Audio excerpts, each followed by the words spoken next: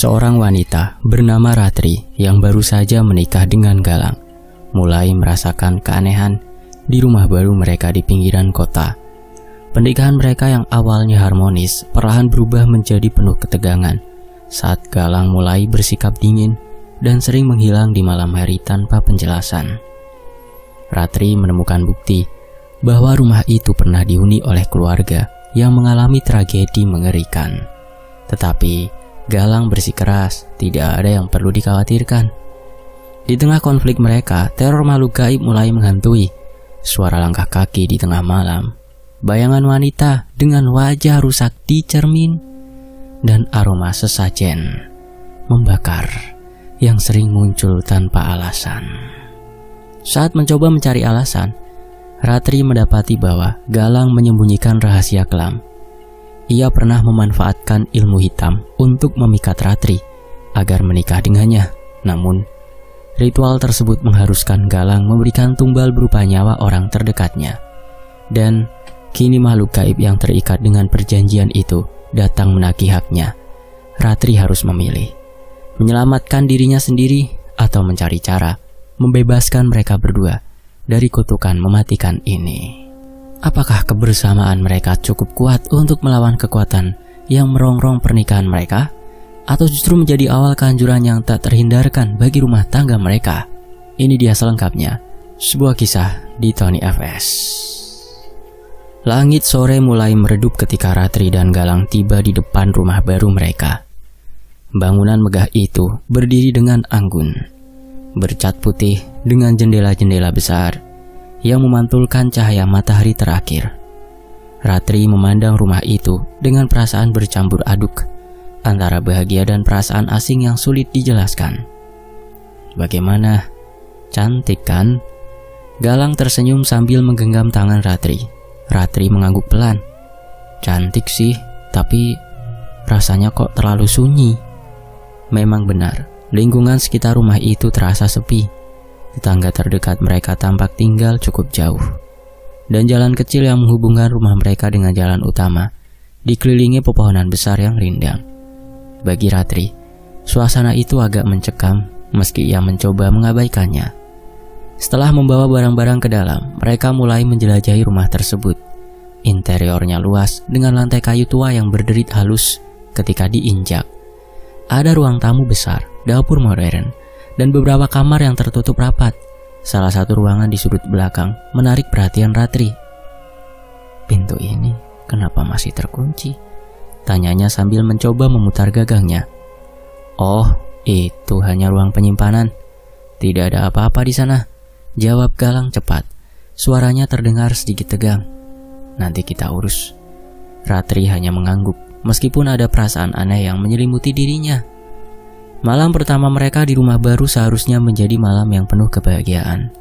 Galang memasak makan malam sederhana, dan mereka duduk bersama di meja makan sambil berbicara tentang rencana masa depan. Namun ketika malam semakin larut, Ratri mulai merasa ada yang tidak beres. Saat Galang tertidur pulas, Ratri terbangun oleh suara langkah kaki dari lantai bawah. Suara itu terdengar pelan, seperti seseorang yang sengaja berjalan dengan hati-hati. Jantungnya berdegup kencang, tetapi ia mencoba menguatkan diri. Galang? Ia mengguncang suaminya pelan. Galang membuka matanya setengah sadar. Ada apa? Aku dengar suara langkah kaki di bawah. Galang menghela nafas panjang. Itu cuma perasaanmu saja, Ratri. Mungkin kayu lantainya berderit karena angin. Ratri ingin membantah, tetapi melihat wajah lelah Galang, ia memutuskan untuk tidak memperpanjang masalah. Namun ketika ia mencoba kembali tidur, suara itu terdengar lagi, lebih jelas kali ini, seolah-olah seseorang berjalan mondar-mandir. Keesokan harinya, Ratri mencoba mengalihkan pikirannya dari kejadian malam itu. Ia sibuk mengatur barang-barang dan membersihkan beberapa sudut rumah. Namun ketika ia mendekati area pintu terkunci di belakang, ia mencium aroma aneh yang membuat langkahnya terhenti. Aroma itu seperti campuran kemenyan yang terbakar dan bunga melati yang layu. Bau yang sangat kuat dan tidak menyenangkan. Ia menempelkan hidungnya ke celah pintu, dan aroma itu semakin menusuk. Galang, panggilnya dengan nada panik. Galang muncul dari ruang tamu dengan wajah bingung. Ada apa lagi? Kamu mencium bau ini nggak dari balik pintu ini? Galang mendekat, lalu berdiri di depan pintu sambil mengendus udara di sekitarnya. Aku tidak mencium apa-apa, Rat. Ratri merasa frustasi, tapi jelas-jelas baunya sangat kuat, kemenyan atau semacamnya. Galang menatapnya dengan pandangan menenangkan. Mungkin karena kamu kelelahan. Jangan terlalu dipikirkan ya. Nanti malam aku akan periksa. Meskipun Galang berusaha menenangkan, perasaan ganjil itu tidak hilang dari benak Ratri. Aroma itu terus melekat di hidungnya sepanjang hari, membuatnya semakin yakin ada sesuatu yang disembunyikan di balik pintu itu. Sesuatu yang tidak seharusnya ada di rumah mereka. Hari-hari berlalu dan perasaan Ratri mengatakan bahwa ada sesuatu yang tidak beres di rumah. Namun ia merasa semakin sulit membicarakannya dengan Galang. Suaminya mulai berubah. Ia sering pulang larut malam tanpa memberikan alasan jelas. Bahkan kadang tidak menjawab telepon atau pesan Ratri. Aku harus lembur, katanya singkat suatu malam, lalu pergi tanpa menoleh. Sikapnya yang dingin membuat Ratri cemas. Dulu Galang selalu penuh perhatian dan hangat. Namun sekarang, ia seperti orang asing yang hanya ada secara fisik di rumah, tetapi pikirannya entah di mana. Saat Galang tidak ada di rumah, Ratri mencoba menenangkan pikirannya dengan beres-beres.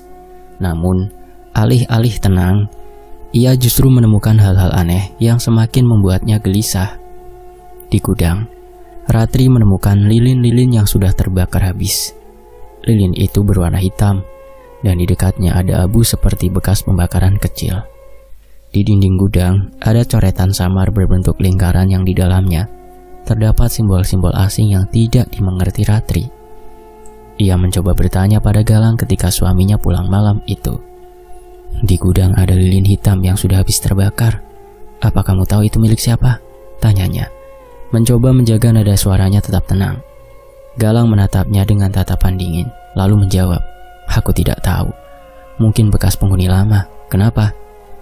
Tapi di situ juga ada simbol aneh di dinding. Ratri, itu cuma coretan biasa. Jangan terlalu memusingkan hal kecil, potong Galang dengan nada ketus. Kata-kata Galang seolah menutup pembicaraan.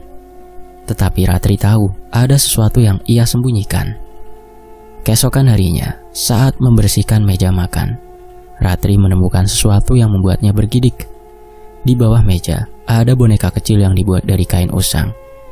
Boneka itu berbentuk kasar, dengan mata yang terbuat dari kancing hitam besar, dan mulut yang dijahit dengan benang merah. Di tubuh boneka itu ada bercak-bercak coklat yang tampak seperti darah kering. Ratri merasa pusing. Apa-apaan ini? Bisiknya pada diri sendiri. Malam itu ketika Galang pulang, Ratri langsung menghadangnya di ruang tamu. Galang, aku tidak tahan lagi. Kamu sering pulang malam, menjauhiku, dan sekarang aku menemukan hal-hal aneh di rumah ini. Apa yang sebenarnya terjadi? Suaranya gemetar, campuran antara marah dan takut. Apa maksudmu? Balas Galang dengan nada dingin. Lilin di gudang, boneka menyeramkan di bawah meja makan, dan simbol-simbol aneh. Apa kamu yang melakukan semua ini? Galang menatapnya tajam. Aku tidak tahu apa yang kamu bicarakan, Ratri. Kamu terlalu banyak berimajinasi. Berimajinasi? Lalu kenapa kamu berubah? Kenapa kamu tidak pernah menjelaskan kemana saja kamu pergi setiap malam? Jangan-jangan kamu... Ratri menggantungkan kalimatnya, mencoba menahan air mata. Maksudmu aku selingkuh? Potong Galang dengan suara meninggi. Ratri terdiam, tetapi tatapan matanya cukup menjawab pertanyaan itu. Kau tidak tahu apa-apa, Ratri. Aku tidak punya waktu untuk meladeni tuduhan tidak masuk akalmu ini, ucap Galang, lalu berlalu meninggalkan Ratri yang berdiri terpaku. Malam itu rumah terasa lebih sunyi daripada biasanya. Galang langsung masuk ke kamar dan mengunci pintu, meninggalkan Ratri sendirian di ruang tamu. Ia mencoba membaca buku untuk mengalihkan pikirannya, tetapi rasa gelisah terus menghantuinya. Ketika ia menatap jendela besar di ruang tamu, tubuhnya mendadak kaku. Di balik jendela, ia melihat sesuatu yang membuat darahnya membeku.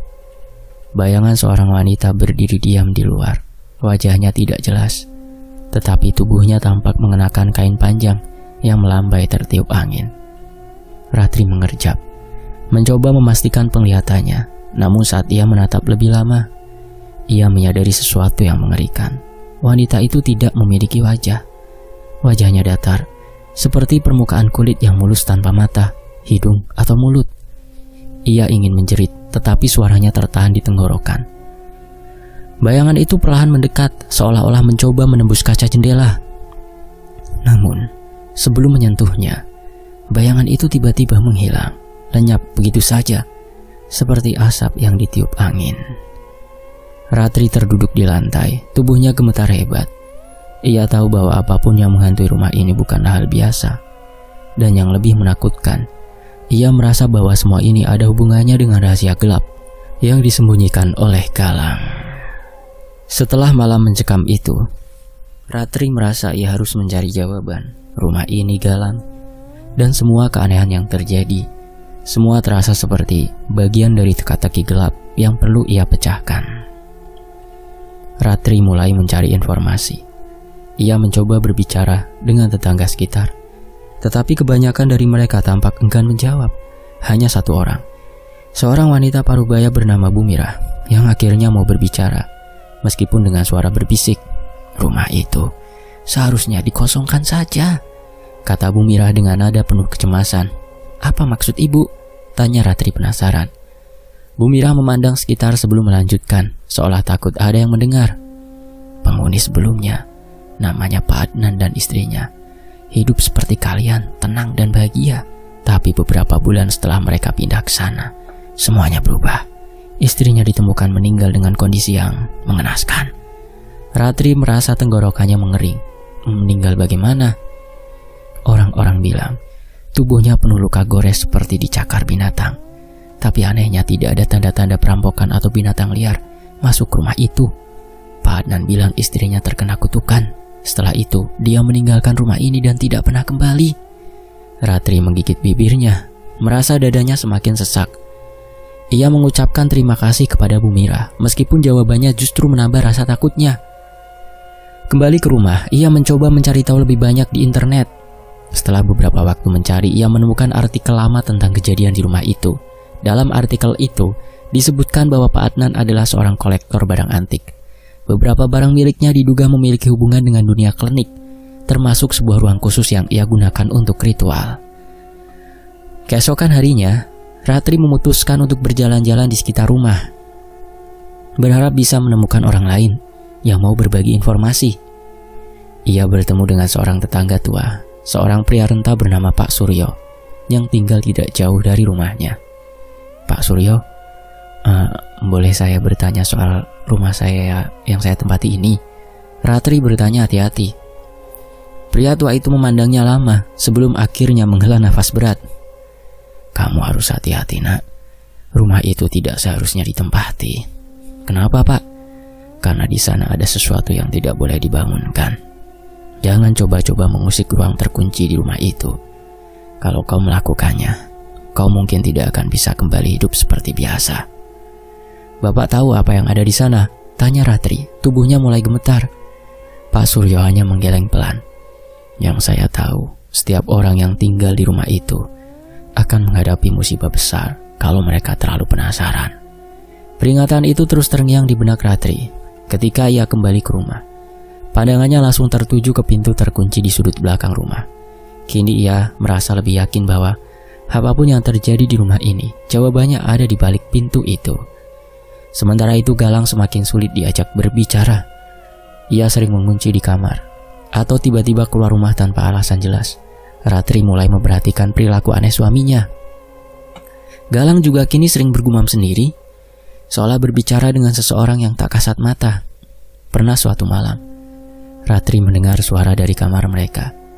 Ketika ia membuka pintu, ia mendapati Galang duduk di lantai dengan mata melotot dan tubuhnya gemetar. "Galang, kamu kenapa?" Ratri mendekat dengan panik.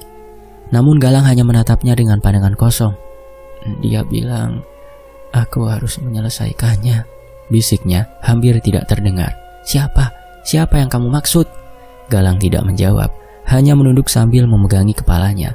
Ratri merasa ketakutan. Suaminya yang dulu penuh perhatian, kini berubah menjadi seseorang yang asing. Seolah ada sesuatu atau seseorang yang menguasai dirinya. Malam berikutnya, Ratri kembali mencium aroma kemenyan yang kuat. Kali ini lebih menyengat daripada sebelumnya. Bau itu berasal dari ruang terkunci di belakang rumah. Dengan senter di tangan, ia mencoba mendekati pintu itu. Ketika ia menyentuh gagangnya, ia merasakan hawa dingin menjalar ke seluruh tubuhnya. Dalam keheningan malam, Ratri mendengar suara pelan seperti bisikan berasal dari balik pintu. "Jangan usik kami!" Ia menjatuhkan senter dan mundur dengan nafas memburu.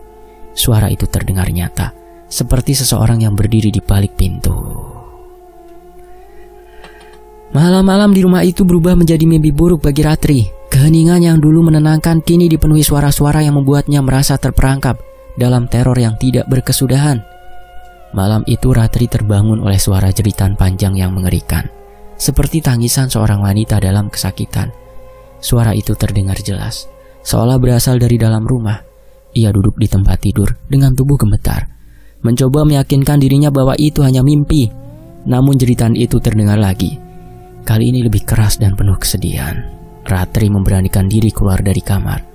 Langkah kakinya perlahan diiringi detak jantung yang semakin cepat. Saat melewati ruang tamu, ia melihat sesuatu di sudut matanya. Bayangan hitam melintas cepat di belakangnya. Ia menoleh, tetapi tidak ada apa-apa. Namun, rasa dingin menjalari lehernya, seperti ada sesuatu yang memperhatikannya dari balik kegelapan. Malam-malam berikutnya semakin parah. Ia mulai melihat penampakan wanita menyeramkan. Wanita itu mengenakan kain putih panjang yang kotor dan penuh darah, menyeret ujungnya sambil berjalan lambat di sepanjang lorong rumah. Wajahnya hampir tidak terlihat, tertutupi rambut hitam yang panjang dan basah. Setiap kali wanita itu muncul, hawa di sekitarnya menjadi dingin membekukan, dan bau busuk seperti daging membusuk menyeruak ke udara. Pagi harinya, Ratri memutuskan untuk kembali ke gudang, tempat ia sebelumnya menemukan lilin hitam. Ia merasa gudang itu mungkin menyimpan jawaban atas semua teror ini. Setelah menyisihkan beberapa barang lama, ia menemukan sebuah kotak kayu kecil yang tersembunyi di pojok ruangan. Di dalamnya ada sebuah buku tua yang sudah lusuh dan berdebu. Kulit buku itu berwarna hitam legam dengan simbol aneh di bagian sampulnya. Ketika ia membukanya, aroma lembab bercampur bau kemenyan yang samar tercium. Halaman-halaman di dalamnya penuh dengan tulisan tangan yang tampak seperti mantra. Ada diagram lingkaran, simbol-simbol dan catatan yang mencatat langkah-langkah ritual tertentu. Salah satu halaman membuat Ratri merinding. Di situ tertulis tentang pelet jarak jauh, sebuah ilmu hitam yang konon bisa membuat seorang jatuh cinta pada orang lain tanpa syarat. Ritual itu membutuhkan benda milik target, lilin hitam, kemenyan, dan darah dari pelaku ritual. Di halaman berikutnya ia menemukan sesuatu yang lebih mengerikan. Ada catatan tentang perjanjian tumbal. Ritual ini melibatkan pengorbanan nyawa sebagai syarat untuk mendapatkan kekayaan, kekuasaan, atau bahkan cinta.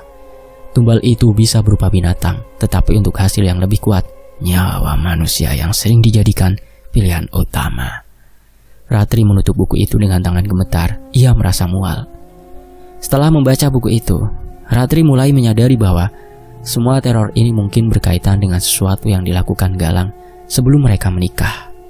Ia teringat bagaimana Galang dulu mendekatinya dengan intens, seperti sudah mengenalnya sejak lama. Ia juga ingat sikap Galang yang berubah setelah mereka pindah ke rumah ini. Wajahnya yang dulu penuh senyuman, kini sering terlihat lelah dan kosong. Ratri mulai mengumpulkan keberanian untuk bertanya kepada Galang. Ketika Galang pulang malam itu, Ratri langsung menatapnya tajam. "Galang, aku harus tahu, apa kamu pernah melakukan sesuatu yang melibatkan ilmu hitam?" Galang terdiam. Matanya menghindari tatapan Ratri. "Kamu tahu apa yang aku temukan di gudang?" Lanjut Ratri. "Ada buku tua yang berisi catatan tentang ritual, pelet, perjanjian tumbal. Apa semua ini ada hubungannya denganmu?" Galang mendengus lalu berkata dengan nada dingin, "Kamu terlalu banyak berhayal, Ratri. Aku tidak tahu apa-apa soal itu." Namun tatapannya yang gelisah mengungkapkan hal lain. Ratri tahu suaminya sedang menyembunyikan sesuatu. "Kalau kamu tidak mau mengaku, aku akan mencari tahu sendiri," ucap Ratri dengan tegas, lalu pergi meninggalkan Galang yang terlihat semakin resah.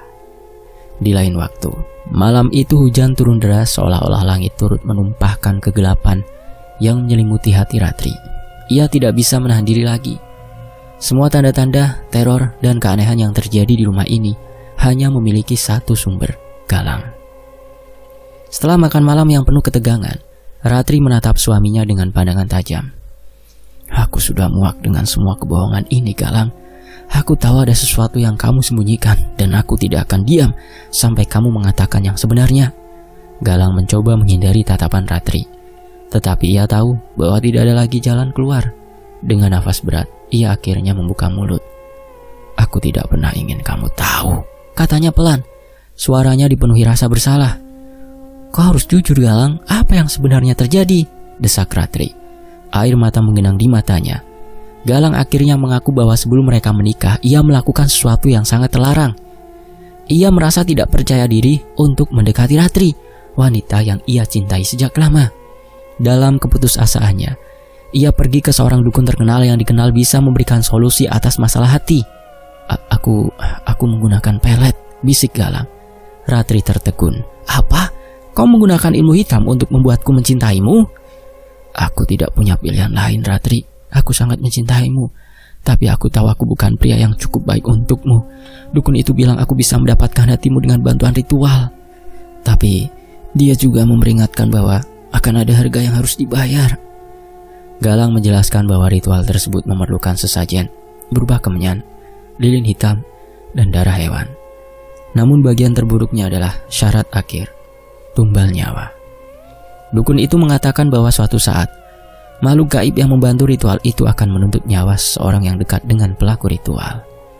Aku pikir aku bisa menghindarinya. Aku pikir kalau aku tidak melanjutkan ritual lain, mereka tidak akan menagih janji itu, kata Galang dengan suara bergetar. Ratri mundur beberapa langkah, merasa dadanya sesak. Jadi semua yang terjadi sekarang, aroma kemenyan, suara-suara, penampakan itu karena ulah perjanjianmu? Galang mengangguk pelan, wajahnya penuh penyesalan. Mereka menagih janjinya, Ratri, dan aku takut mereka menginginkanmu sebagai tumbalnya. Ratri merasa dunianya runtuh. Selama ini cinta yang ia pikir murni ternyata hanyalah hasil manipulasi. Ia merasa dipermainkan, dihianati oleh orang yang seharusnya melindunginya. Aku tidak percaya kau bisa melakukan ini, Galang. Kau tidak hanya merusak hidupku, kau juga menyeretku ke dalam mimpi buruk ini, teriaknya sambil menangis. Aku tidak bermaksud seperti ini, Ratri. Aku hanya ingin kita bahagia. Tapi ini bukan kebahagiaan yang nyata. Ini semua palsu, Ratri menjerit. Aku harus pergi dari sini. Aku tidak bisa tinggal bersamamu lagi dengan teror-teror ini. Namun sebelum Ratri sempat beranjak, sebuah suara mengerikan bergema di dalam rumah. Suara itu rendah dan parau, seolah berasal dari perut bumi. Tidak ada yang bisa pergi. Ratri dan Galang membeku di sudut ruangan. Bayangan gelap mulai berkumpul, membentuk sosok tinggi besar dengan mata merah menyala. Makhluk itu perlahan mendekat. Tubuhnya seperti asap hitam pekat yang berputar-putar. Makhluk itu berbicara dengan suara yang menusuk hati. Janji harus ditepati, Galang. Kau sudah terlalu lama menunda. Ratri merasakan hawa dingin yang menusuk tulangnya. Tubuhnya gemetar ketika makhluk itu menatapnya. Dan kau yang paling berharga bagi Galang. Kau adalah tumbalnya. Ratri mencoba berlari, tetapi langkahnya terasa berat. Makhluk itu tampak menariknya dengan kekuatan yang tak terlihat. Galang dengan wajah penuh rasa bersalah mencoba menghalangi makhluk itu. Jangan ambil dia, ambil aku saja, teriak Galang. Tetapi makhluk itu hanya tertawa. Kau tidak berhak memilih. Dia adalah yang kami inginkan, kata makhluk itu sambil melangkah semakin dekat ke arah Ratri. Ratri merasakan sesuatu mencengkeram tubuhnya, seolah-olah ada tangan tak kasat mata yang memegangnya erat. Ia menjerit, tetapi suaranya seperti tenggelam dalam kegelapan. Galang berlutut, menangis, dan memohon, tetapi makhluk itu tidak peduli. Jika kau ingin menyelamatkannya, ada harga yang lebih besar yang harus kau bayar, kata makhluk itu sebelum menghilang, meninggalkan Ratri yang terkapar di lantai dengan tubuh lemas. Pagi itu Ratri duduk termenung di ruang tamu. Cahaya matahari yang menerobos jendela terasa tidak mampu menghalau kegelapan yang menyelimuti pikirannya. Hatinya penuh dengan ketakutan dan dilema. Teror dari makhluk gaib itu semakin nyata, dan Ratri tahu ia tidak bisa bertahan lebih lama tanpa mencari bantuan. Ratri memutuskan untuk pergi ke desa tetangga. Setelah mendengar cerita dari seseorang tetangga tua tentang seorang dukun yang terkenal mampu menangani urusan ilmu hitam, ia berangkat sendirian tanpa memberitahu Galang, karena ia tahu bahwa suaminya akan melarangnya. Dukun itu tinggal di sebuah rumah kayu kecil di pinggir hutan. Saat Ratri mengetuk pintu, seorang pria tua dengan wajah penuh kerutan dan tatapan tajam membukakan pintu. "Aku tahu kenapa kau di sini," kata sang dukun sebelum Ratri sempat berbicara. Suaranya serak namun penuh wibawa. "Makhluk itu sudah lama menunggumu. Aku bisa mencium baunya dari sini," lanjutnya sambil menggerakkan tangannya ke udara, seperti merasakan sesuatu yang tak terlihat. Ratri mengangguk, air mata mulai mengalir di pipinya. "Tolong saya, Pak, saya tidak tahu harus bagaimana." Sang dukun mempersilahkannya masuk dan mulai mendengarkan cerita Ratri dengan seksama. Setelah mendengar semuanya, ia menghela nafas panjang. "Ritual seperti ini bukan perkara mudah untuk dihentikan," ujarnya. "Ilmu hitam yang melibatkan perjanjian dengan makhluk gaib selalu menuntut imbalan yang setara. Mereka tidak akan pergi begitu saja tanpa menerima apa yang dijanjikan." Ratri merasa lemas mendengar penjelasan itu. "Apakah tidak ada cara lain?" tanyanya dengan suara gemetar. Dukun itu menggeleng pelan. "Ada dua pilihan yang bisa kau ambil. Pertama, kau bisa memberikan tumbal lain, nyawa seseorang sebagai pengganti, tetapi itu hanya akan memperpanjang siklus. Makhluk itu tetap akan datang kembali suatu hari nanti untuk menagih lagi." Ratri menggeleng dengan tegas. "Saya tidak bisa mengambil nyawa orang lain, itu terlalu kejam." Sang dukun mengangguk seolah sudah menduga jawaban itu. "Pilihan kedua, kau harus mengakhiri hubunganmu dengan Galang. Perjanjian itu terikat padanya, dan selama kau tetap bersamanya, makhluk itu akan terus mengejarmu. Jika kau pergi, ikatan perjanjian itu mungkin melemah." Ratri terdiam. Kedua pilihan itu sama-sama berat. Mengorbankan nyawa orang lain bukanlah sesuatu yang bisa ia lakukan, tetapi meninggalkan Galang juga bukan keputusan yang mudah, meskipun ia merasa dikhianati. Saat Ratri kembali ke rumah, Galang sudah menunggunya di depan pintu dengan wajah penuh kecemasan. "Kamu kemana saja? Aku sudah mencarimu kemana-mana," serunya. "Aku mencari bantuan," jawab Ratri singkat sambil masuk ke rumah. Galang mengikutinya ke dalam. Wajahnya tampak kesal namun juga penuh rasa bersalah. "Apa yang kamu dengar dari dukun itu?" Ratri menoleh, menatap suaminya dengan tajam. Dia bilang ini semua tidak akan berakhir kecuali aku mengambil keputusan besar. Entah aku harus menyerahkan nyawa orang lain atau aku harus pergi meninggalkanmu. Galang terdiam, wajahnya memucat.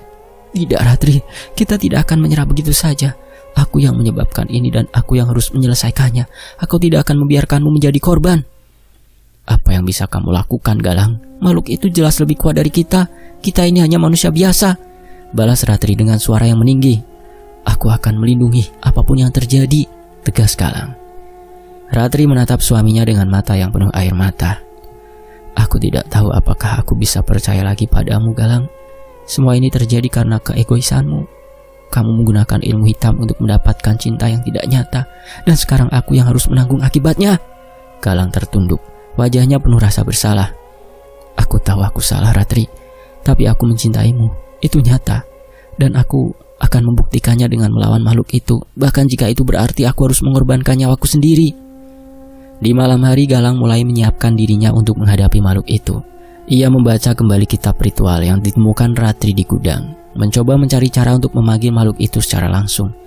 Ia yakin bahwa jika ia bisa berhadapan dengan makhluk itu, ia bisa menawar atau bahkan mengorbankan dirinya saja untuk menyelamatkan Ratri. Ratri memandang suaminya dari kejauhan, merasa bimbang. Di satu sisi, ia masih mencintai Galang meskipun merasa dikhianati.